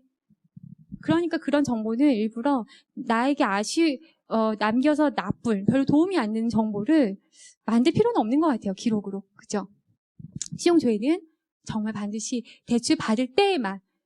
왜냐하면 우리 보통 이렇게 연체 안 하시고 거래하시죠? 현금 서비스 연체 안 하시고 현금 서비스 별로 안 쓰시고 하시면 신용도는 다 좋으세요. 걱정하실 필요 없거든요. 신용도는 다 양호하시다고 생각하시면 되고 대출 받기 전에만 신중하게 하시고 그리고 반드시 주거래은행에서 드디어 제가 이제 주거래은행 만들라 뭐 은행원과 친해져라 하는 게 가장 이제 필요할 때인 거죠. 주거래은행에서 하셔야 돼요.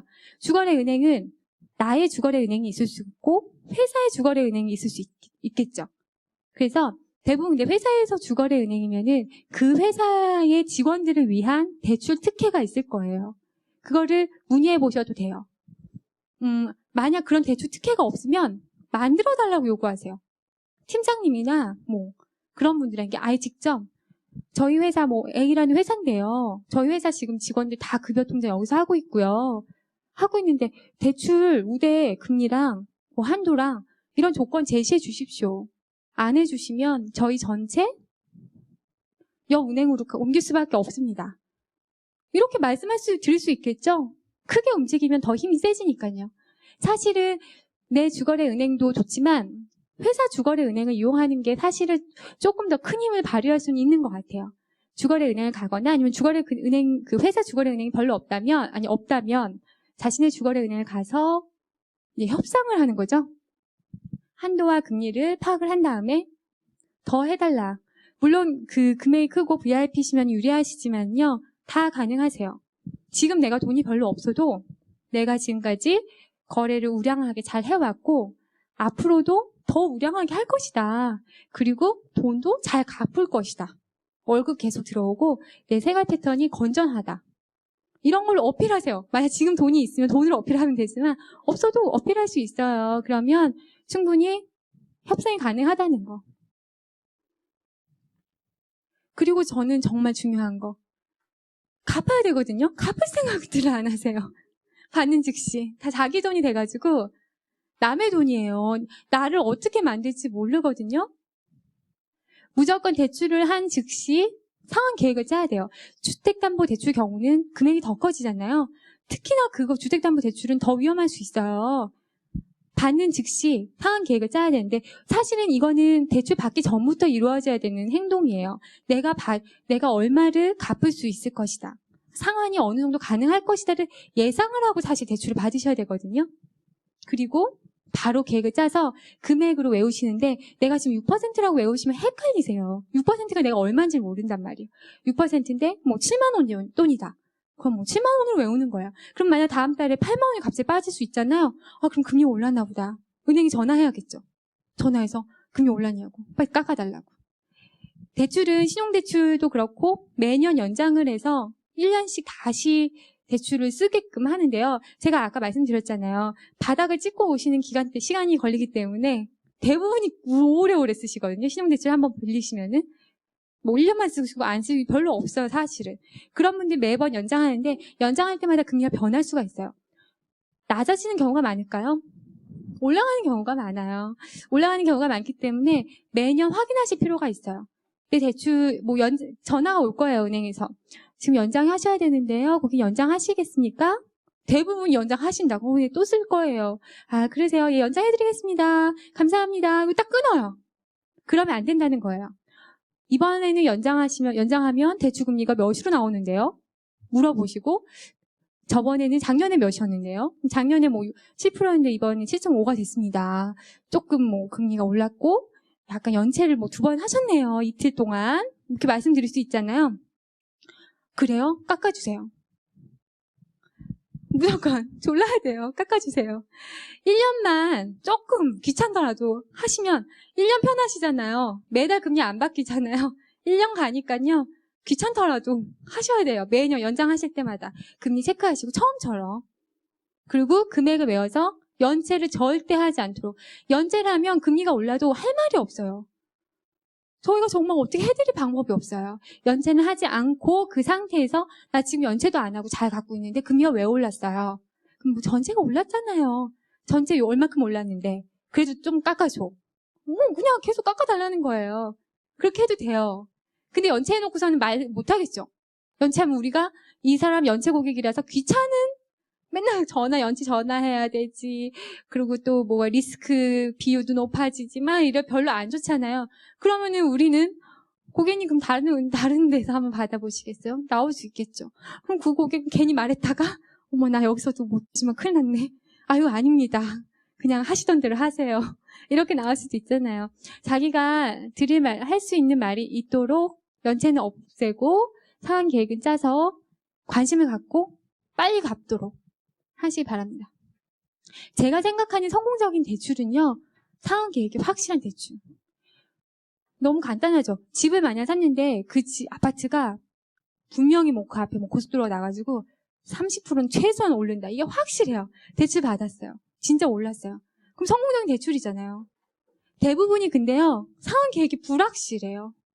불확실하기 때문에 그러면 성공적인 대출이 될 수가 없잖아요. 그렇죠? 그렇기 때문에 잘 받아야 되는 거예요. 내가 정말 자신 있게 제 앞에서 박혜정 저자 나 정말 상환 계획 확실하거든. 나 건드지 마. 다 필요 없어. 이렇게 말씀하실 분이 아니고서는 대출은 무서운 것이고 최대한 성공률 확률을 높일 수 있도록 그 상환 계획을 스스로 짜는 수밖에 없는 것 같아요. 주식이나 집이 오를 수 있는 확정한 내용이 없다면 월급이라도 내가 생활비를 줄여서 월급으로 저금할 수 있는 빚을 갚을 수 있는 금액을 늘리는 수밖에 없겠죠. 강제적으로. 이렇게 해서라도 성공 확률을 높여야 되겠어요. 정말 기본은요. 재테크의 기본이 빚을 없애는 거예요. 너무너무 중요한 거예요. 빚을 갖고 있으면서 여기저기 투자처 찾고 있는 거는요. 약간 조금 아이러니하죠. 어떤 분 이런 분도 있어요. 빚을 내서요. 그걸 갖다가 주식 투자하시고 아니면은 적금 부시는 분이 있어요. 특판금이 쫓아가죠. 웃기시죠? 그런 분도 있어요. 정말로. 아니면 이런 분 되게 많아요. 대출에서 펀드 하시는 분. 왜냐면 펀드는 막 수익률이 막 50%도 난 적도 있잖아요. 될 것 같거든. 왜냐면 대출은 빚이 그 대출 이자가 10%가 안 되잖아요. 요거 해갖고 20% 나면은 나 남의 돈으로 10% 그대로 먹는 거잖아요. 요런 생각을 하시고 막 하시는데 될까요? 펀드 만약 마이너스 10% 되면 양쪽으로 깨지죠. 감당 안 돼요. 그러니까 그렇게 하시면 안 되고요. 재테크는 정말 먼저 빚을 없애고 잘 이용하면 물론 약이 되는 거 저도 알고 있습니다. 돈에 얼마나 집착하던 학생인데 그걸 몰랐겠습니까? 많은 책들에서 대출을 잘 이용하고 에버러지를 하고 이런 얘기 많이 있잖아요. 저도 알지만 잘 이용할 자신이 없으면 아예 하지 말자. 그런 얘기고요. 물론 여기 오신 분들은 정말 약이 되게 잘 활용해서 이용하시길 바랄게요. 은행 거래가 벌써 이제 시간이 다 됐어요.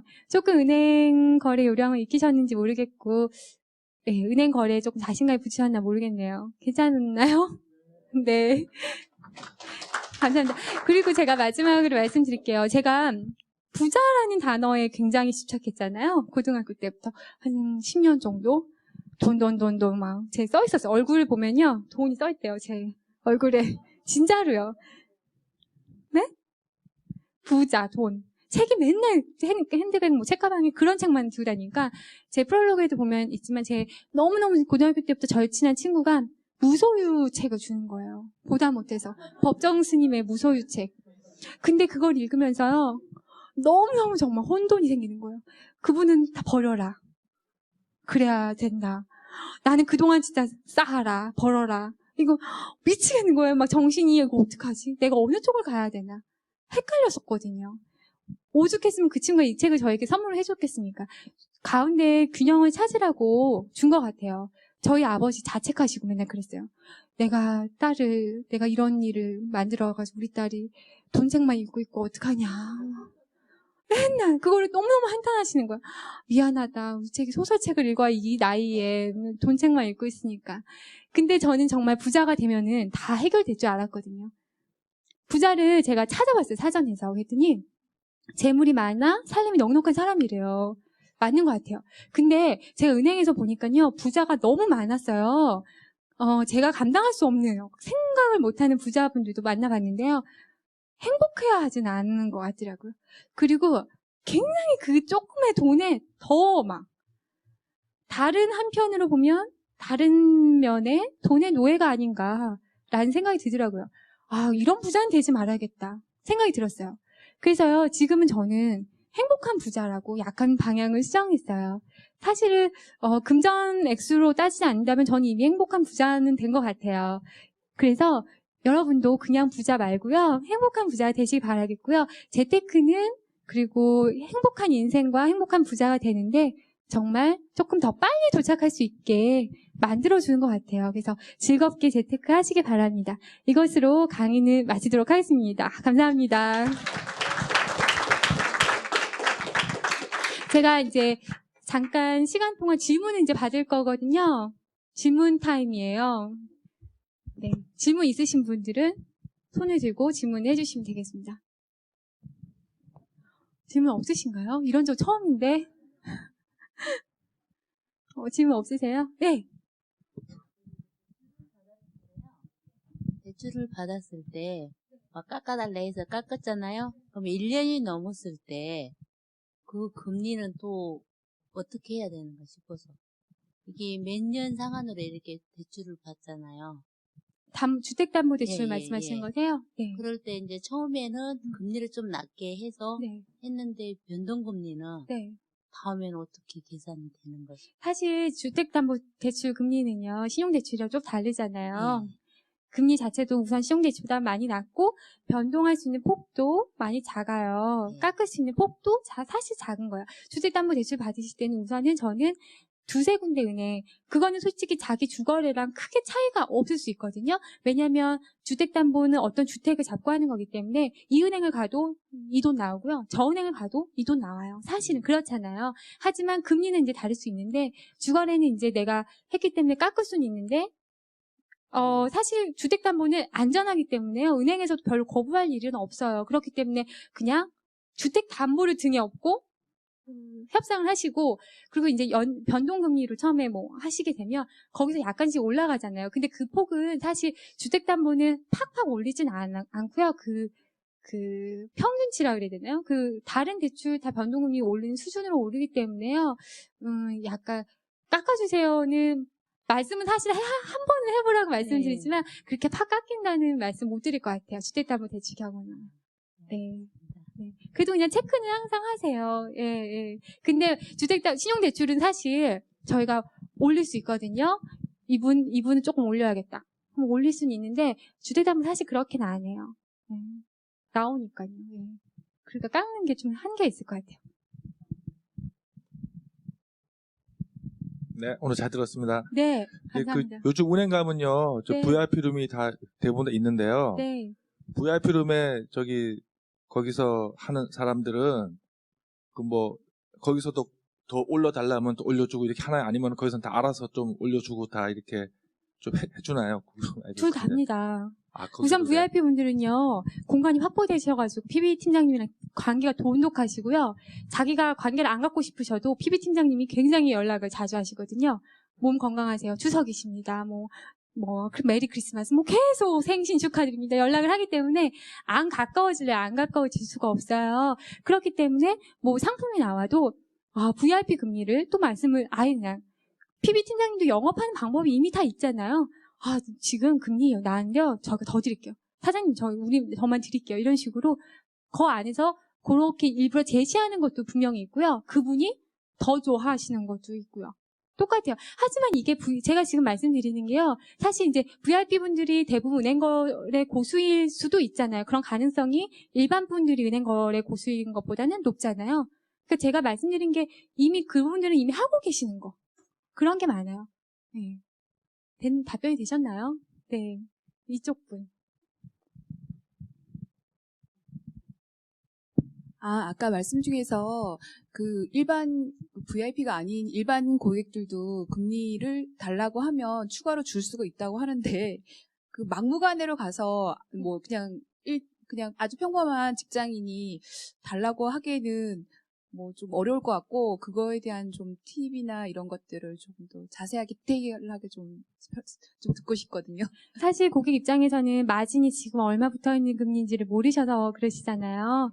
그잖아요. 그러니까 저희도 은행에서 이제 저희는 항상 매일매일 금리표를 뽑는데요.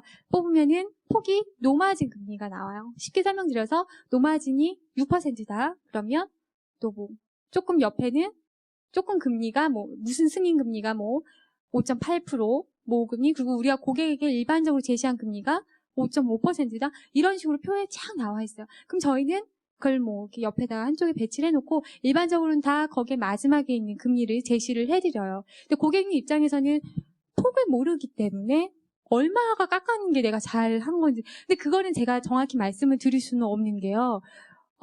왜냐면은 지금은 특판금리 같은 경우는 거기에서 끝에 거를 제시하는 게 아니라 중간에 있는 금리를 제시를 해서 고객을 끌려고 제시하는 거잖아요. 그럴 경우엔 사실 이미 깎을 대로 깎았기 때문에 말씀을 해도 내려올 수 없을 수 있거든요. 그리고 실제로 노마진일 수도 있고요. 거기서 정말 요만큼은 저희가 해드릴 수 없어서 보낼 수밖에 없는 금리도 나올 수도 있어요. 그렇기 때문에 옷 사는 거랑 똑같은 것 같아요. 우리가 이게 진짜 마진 최고 바닥이 얼마인지 모르지만 대충 그래 조금 붙여서 그냥 그래 너도 좀 돈 벌어야 되니까 좀 주고 이러잖아요. 내가 만족하는 돈으로 사잖아요, 옷을. 뛰는 건 알고는 있지만 그런 느낌으로 어느 정도 처음에 이제 그 모네타나 이런 홈페이지나 방문을 하셔서 대충 금리를 파악을 하셔서 가면 손 그렇게 바가지 쓰지는 않을 거 아니에요. 하시고 가서 0점 몇 프로든 옆에가 좀 더 많다 싶으면 아니면 그냥 말씀 그렇게 보니까 딴 데는 좀 더 높은 것 같던데 해보세요. 이렇게 해서 조정하셔야 되는 것 같아요. 정확히 0점 몇 프로입니다라고는 말씀드릴 수 없어요. 그리고 지금 또 약간 금리가 낮아 있는 상태라서요. 지금 폭이 좀 많이 줄었고 예전에 금리 높을 때는 폭도 좀 컸거든요. 그러니까 저희가 조정해드리는 폭도 좀 컸는데 지금 많이 줄어져 있죠. 네.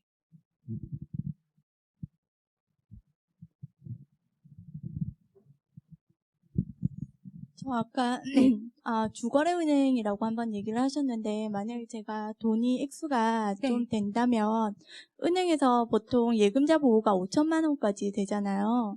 그럼 그 금액이 만약에 2억이라면 5천만 원씩 나눠서 각각의 은행에 이렇게 예금을 하는 게 좋은지 아니면 한 곳에 좀 몰아서 보통 국민은행이나 이런 데 가면 몰아서 하면 자기네들이 VIP로 뭐도 챙겨주고 하겠다. 네.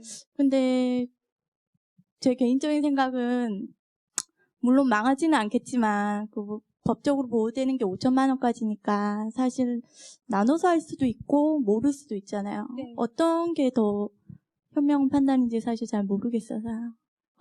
고객님 스타일에 따라 정말 다른데요. IMF 이전에는요. 아무리 그렇게 강조를 해도 은행은 망하지 않는다는 생각을 뿌리 깊게 하고 계셨기 때문에 돈 한 군데다가 정말 예치를 하셨는데요. 지금은 안전한 은행이라고 외쳐도 너희들 어떻게 믿어 하시는 분들이 있는 것 같아요. 그건 본인에 따라 다른 것 같아요. 제 생각에 제 개인적으로 그냥 말씀을 드리면 저는 VIP를 댈 수 있는 한 은행을 만들어 놓을 것 같아요. 근데 저희 은행에 보면 VIP 있잖아요. 예를 들어서 최고 VIP 등급이 있잖아요. 그분이 저희 은행만 거래하실까요? 그렇지 않아요. 그분 저희 은행도 VIP시고요. 국민은행도 VIP시고요. 우리은행도 VIP. 한 두세 군데를 VIP로 그냥 만들어 놓으세요. 그래야 자신이 대출 받을 때도 비교할 수 있잖아요. 왜냐면 여기만 목매고 있었는데 여기가 대출이 이번에 금리가 너무 높거나 이러면 사용 못 하잖아요. 그런 위험성까지 판단을 하셔야 하고요. 진짜 VIP들은요, 여러 은행, 최소 두 군데나 거기를 다 VIP 등급을 끝까지 다 만들어 놓으시거든요. 그러니까 제 생각에는 사실 근데 VIP가 유리한 거는요, 대출에서 사실 유리하잖아요. 그러니까 대출이 만약 생각이 있으시다면 한 은행에 VIP까지는 만들어 놓으시고, 근데 만약 그 자기 스타일이요, 너무 불안하신 분들이 있어요. 망하면 어떡해, 막 내 돈 막. 그러시는 분은 자신의 신체 개인적인 건강을 위해서 5천만 원씩 나누는 게 낫지 않을까. 상호저축은 그리고 상호저축은 그냥 항시 5천만 원 이하였으면 좋겠고요. 시중금리, 시중은행은 그래도 괜찮지 않은가. 개인 건강에 따라 생각을 하시면 저 같으면은 한 군데 두 군데는 만들어 놓을 것 같아요. VIP로요. 네. 또 질문 있으신가요?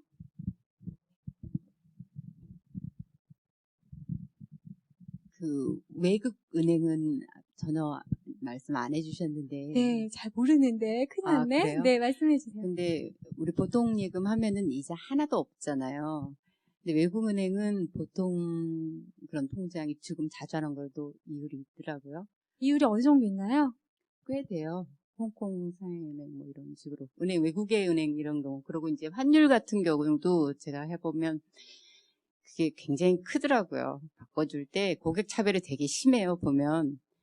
네, 제가 환율 바꿀 때도 은행 여러 군데 조사를 해보면 그 차이가 얼마나 큰지 몰라요. 말하기 나름이더라고요. 맞아요. 근데 왜 그렇게 심한지 제가 볼 땐 외국은행이 더 쉽더라고요. 아, 그러세요? 이자 조절하는 것도 쉽고 아까 말씀하셨던 요구하는 게 외국은행이 훨씬 더 쩔쩔매고 잘해준 것 같았어요. 아, 그랬어요. 기업은행 별로 못했어요. 솔직히 제가 거래해봤거든요. 아, 네. 해봤는데 환율도 그렇고 이율도 그렇고 거래해보면 기업은행은 늘 실망했어요. 근데 아, 네. 제가 회사 자금을 이제 불려보느라고 시중은행 몇 군데를 해봤는데 회사 자금하고는 또 틀리니까 개인 돈하고는 맞아요.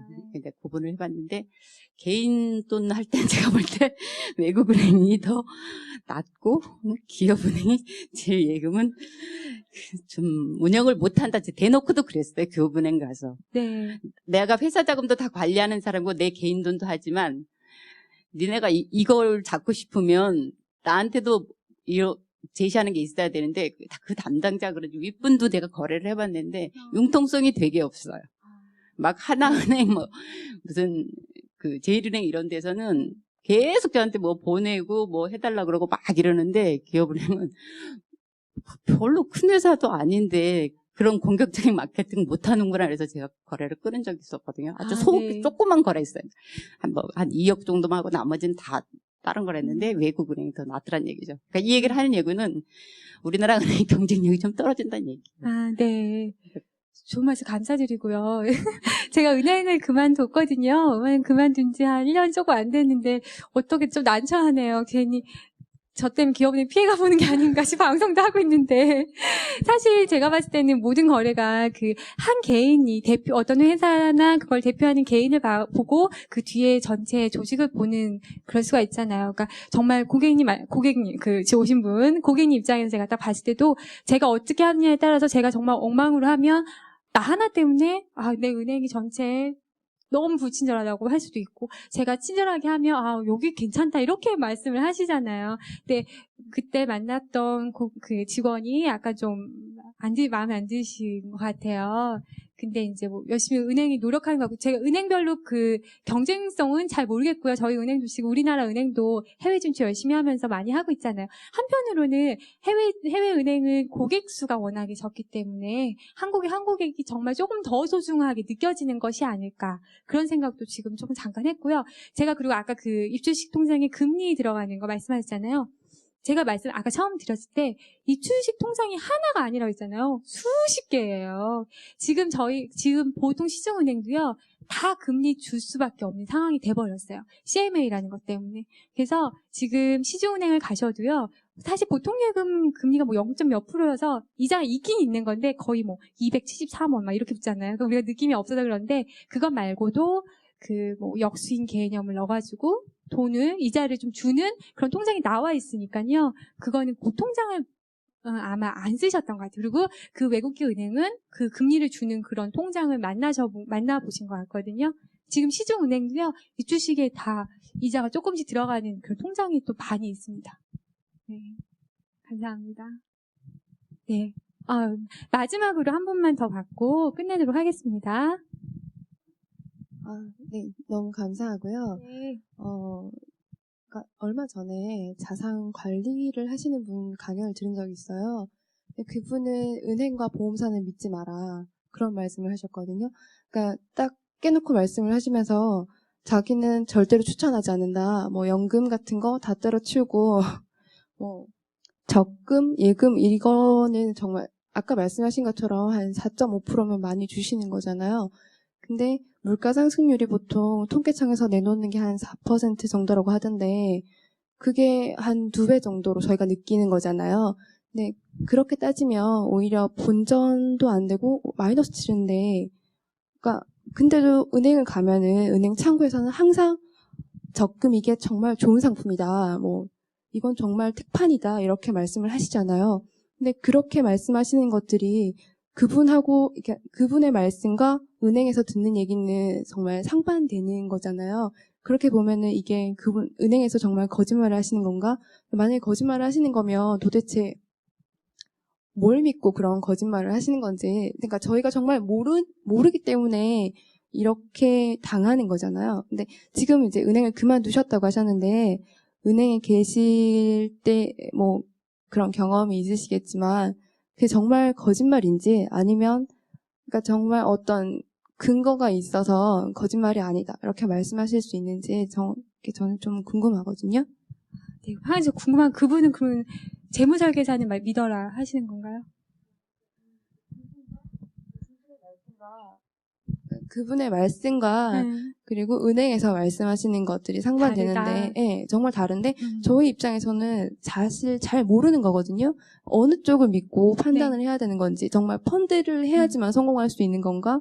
아니면 뭐 물가 상승률 일일이 다 따져가면서 그렇게 은행을 믿지 말아야 되는 건가? 그러니까 그런 것들이 사실 조금 많이 궁금하거든요. 네. 제가 드릴 수 있는 말씀은요. 아무도 믿지 말라는 거밖에 없는 것 같아요. 정말로요. 뭐 은행업 직원보다 증권사 직원이 똑똑한 것도 아니고요. 그리고 재무설계사가 은행원보다 더 똑똑하다는 것도 어디에 나와 있는 것도 아니거든요. 제 생각에는 어디 직책이고 어디에 있고 또 어느 직책에 있어서 그 사람을 믿어야 된다는 게 아니라 내가 똑똑해서 내가 그 사람 자체를 판별할 수 있는 능력을 갖는 게 중요한 것 같아요. 아까 말씀하신 대로 현재 지금 은행 금리가요. 물가 상승률을 하면 결국에 뭐 마이너스 금리다. 맞는 말이에요. 그러면 지금 적금이나 예금을 하고 계시는 분들 다 그거 몰라서 바보라서 가입하신 거라고 전 생각 안 하거든요. 그분들도 물가 상승률 따지면 솔직히 남는 것도 없는 건 알지만 묶으려고 하시는 이유일 수도 있고요. 묶어서 그냥 금리는 없지만 안전하게 그냥 묶어가지고 왜냐면 내가 통장 안 넣어놓으면 흩어져가지고 목돈이 안 되니까 그런 이유도 있을 수가 있고 아니면 펀드는 더 불안하니까 펀드가 물가상승률 이상의 수익률을 주면은 확실히 주면 좋겠지만 그게 또 불안하니까 모험하기 싫어서 하실 수도 있는 것 같아요. 그거는 그러니까 물가상승률을 뭐 따지면 사실 이유 없는 거 지금 금리 너무 낮은 거 고객님들도 다 아시거든요. 지금 고객님들 수준이 예전에는 정말 모르고 막 하시는 분들, 모르고 묻지마 투자 하시는 분들 많고요. 금리에 대해서 개념도 별로 없으셨고, 이런 게 많았지만, 정말 몇 년 사이에 굉장히 똑똑해지셨어요. 그래서 그런 수준 정도는 다 아는 것 같고요. 그래서 그걸 갖다가 거짓말이다. 이렇게 하는 게 아니라, 그 은행원이 뭐 이렇게 말을 했을 때, 그게 내가 판단할 수 있는 능력을 키우는 게, 내 스스로, 이 정도면 뭐 물가 상승이 안 되구나, 뭐 아니면, 얘가 말하는 펀드도 참고할게. 그럼 너 한번 말해볼래? 그럼 이 증권사 직원이 뭐 어떤 펀드 그럼 너는 이런 의견이야? 그럼 너 한번 말해볼래? 이 은행 직원. 이렇게 의견을 조합을 해서 자신이 판단을 내릴 수 있어야 된다고 생각해요. 제가 봤을 때는 지금 미래에셋 박현주 회장님도 뭐 예전에는 많은 주변 사람들 돈을 모아서 투자를 해가지고 굉장히 막 굴려가지고 유명해지셨잖아요. 그런 분들을 제가 만날 수 있는 행운이 있다면 돈 다 퍼다가 빚져가지고 정말 맡기겠지만 그런 확률 너무 떨어지잖아요. 그죠? 재무설계사, 뭐 자격증, CFA 뭐 이런 거 땄다고 저희 믿으면 되나요? 그렇지 않다고 생각해요. 돈 모으는 데는 똑똑한 것도 중요하지만 감이 또 있어야 된다고 생각하거든요. 분명히 박현주 회장님은 똑똑한 것 플러스 뭔가 돈에 동물적인 감이 있는 분 아닐까요? 그런 분들 저희가 구분 어떻게 하고 어떻게 만날까요? 하느님이 덕 주시면 좋겠지만 그렇지 않기 때문에 결국엔 가장 믿을 만한 거 나밖에 없는 것 같아요. 그래서 공부하라고 말씀을 드리는 거고요. 은행을 알고 책 보자. 여러 개 보자. 그것도 한 명만 보고 그것만 믿지 말고 여러 개 보고 그래야 최소한 당한다는 느낌을 줄일 수 있는 게 아닌가 그런 생각입니다. 괜찮습니까? 네, 감사합니다. 이것으로 마치도록 하겠습니다. 오늘 먼 길 와주신 분들 너무 감사드립니다. 다음에 또 뵐 수 있었으면 좋겠습니다. 네, 안녕히 들어가세요.